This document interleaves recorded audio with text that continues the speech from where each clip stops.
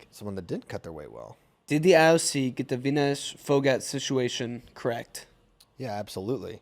The rules are super clear. There's no injustice here. It is sad. You don't want to see someone like Vinesh, who was the biggest story of the Olympics 2 days in a row for completely different reasons. She pulls the upset of upsets, taking down Yui Sasaki, and then she makes the finals.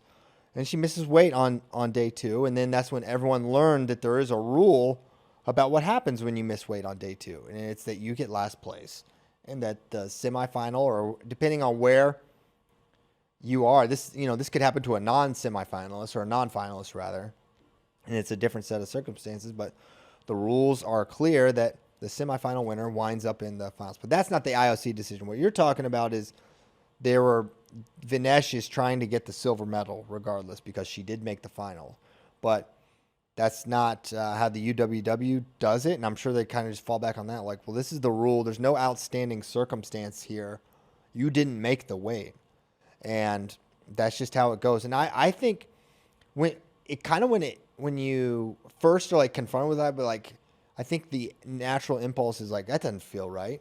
She made the finals.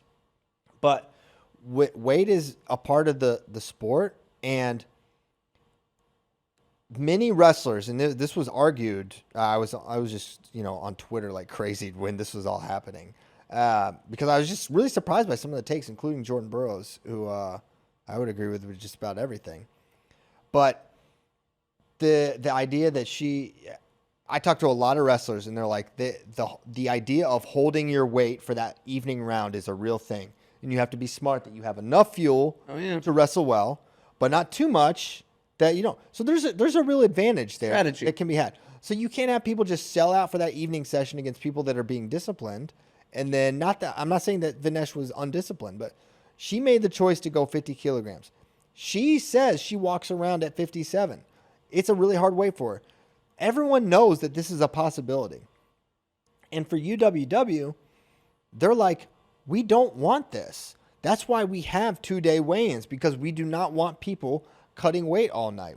That's not what we want to have happen. So you move the weigh-ins closer to the competition, and it mitigates that, and it largely does. And that's why something like this is so surprising, because I cannot think of an example where this has happened at a really any tournament, a major tournament, whatever. on the front side. On the front side, Sometimes you see it. they just leave. Yeah. Right. But for a finalist of a World or Olympic Championships, even the age level, I don't recall this.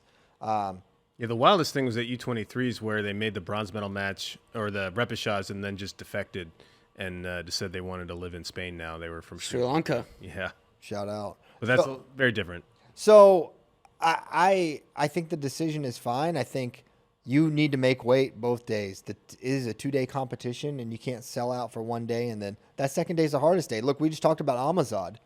Day 1 looked like a menace, like no one would beat him, no chance. And then that second weigh-in takes it out of you. And it takes it, and I understand 6 weights, no one likes that. No one likes that. That's not good. But it's also a little different at her weight when the weight above is also a world weight. So this came up a little bit, that one of the reasons why she had to or chose to go down to 50 was there was another young Indian wrestler, Antim Pangai, who made the Olympics at 53. She qualified the weight, so she basically didn't have the opportunity to challenge at 53.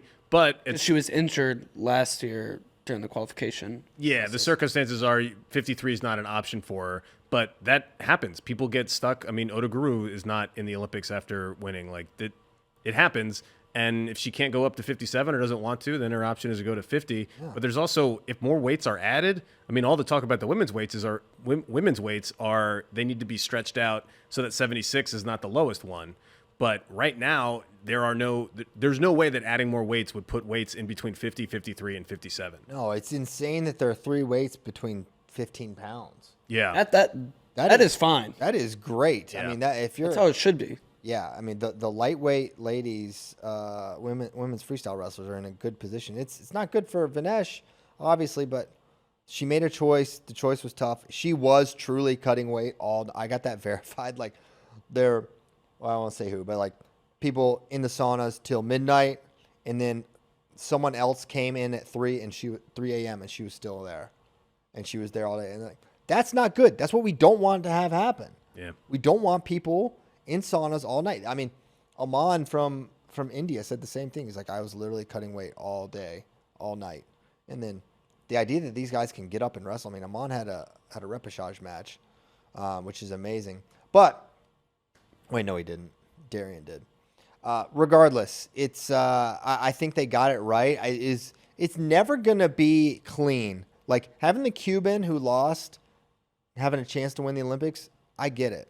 That is weird. But everything would have been weird if they wrestled the entire repechage. I think that would have been really weird. And then you don't have a bronze match. It's like, no, I don't like that either. Here's my take on it.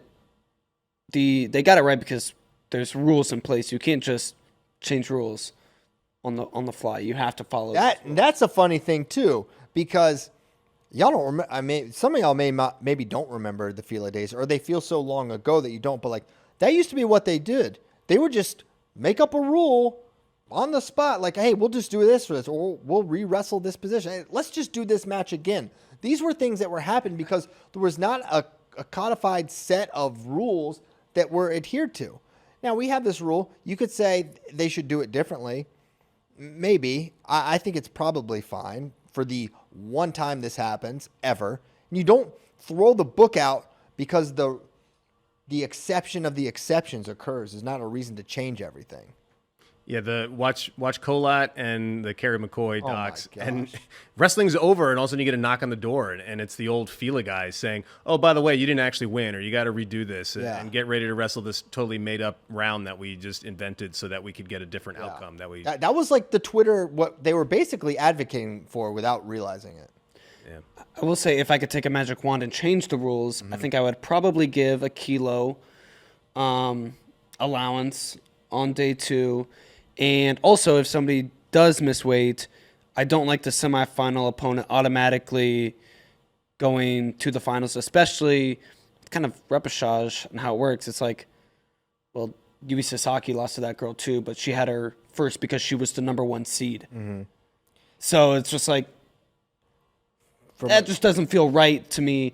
And I know it's, protecting the media rights, whatever. We have to have a product out there. You can't just add matches and to figure out who's going to wrestle her. But at some point, you have to do something with a little bit of fairness in mind. And in my opinion, that doesn't feel fair or right, that just the semifinal loser automatically gets to go to the final. Yeah, I mean, that's the least clean aspect of this thing, without a doubt. I just don't know how you redo repechage with that in mind and make it all work. And just in this particular instance, it looks most egregious because it is Sasaki, the highest, like the biggest favorite to win, is the one getting disadvantaged when you go, hey, if this was done fairly, then Sasaki would be the one in the finals because she only lost because Vinesh was able to make all that weight on day 1, but not day 2, and blah, blah, blah. But then how do you make a rule that says that and have it not work out the opposite next time? Everything if Sasaki is in the semifinals or in a different place. Everything lined up in the most insane way possible for it to make as extreme as it possibly could. It really did. I know you want a finals match. I don't think it's the worst thing in the world to not have a finals match, and she doesn't get a silver medal, but there's no silver medalist. I know it's weird, whatever, but I mean, if you lost, I just don't think you should be in an Olympic champion final. Yeah. What if Cuba would have won? Yeah.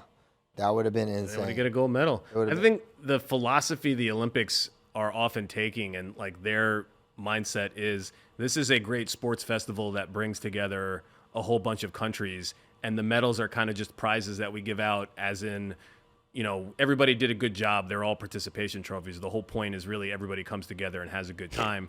Which is why it's one athlete per country per weight and all that other stuff, is they want everybody to be involved in all that. And we're coming to it from we need to figure out who the very best is and rank them in order and have the best tournament possible, which I think is the best, that makes for the best product. Yeah. But the Olympics are not thinking the best product. They're thinking, let's have all these finals matches and have a good time.